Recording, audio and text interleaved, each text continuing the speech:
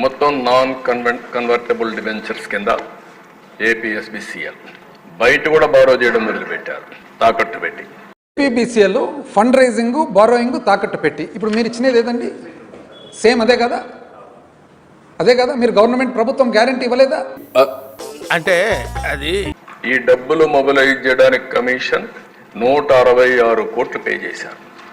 Commission, దాంట్లో కూడా commission ఉందని తెలియదు. మరి మీరు ఏపీఎండిసి బాండ్లు మొన్ననే 9,000 కోట్ల బాండ్లు మీరు అప్పు చేసినప్పుడు 150 కోట్లు మీరు కూడా ఇచ్చినారు కదండి కమిషను.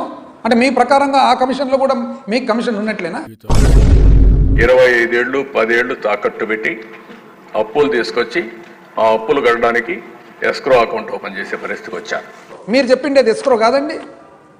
ఇప్పుడు మీరు ఇచ్చేది ఎట్లున్నారు? సేమ్ ఎస్క్రోనే కదా.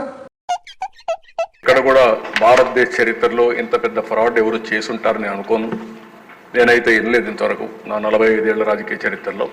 మరి నాకు అర్థం కాదు ఏమంటే, ప్రజలందరికీ ఇంత పెద్ద ఫ్రాడ్ అని మీకు తెలిసిన తర్వాత, ఇంత పెద్ద ఫ్రాడ్ అని 45 ఏళ్ళ చరిత్ర, మీకు 75 ఏళ్ళ వయసులో ఇప్పుడు మీరెందుకు చేస్తుంటారండి ఈ ఫ్రాడ్? లేదా మీరు బయటకు వచ్చి చెప్పండి, నేను ఆ రోజు ఫ్రాడ్ అని అనుకున్నా, వైసీపీ ప్రభుత్వాన్ని, జగన్మోహన్ రెడ్డి గారిని పొరపాటున ఫ్రాడ్ అని చెప్పినా అది ఫ్రాడ్ కాదనన్నా చెప్పండి.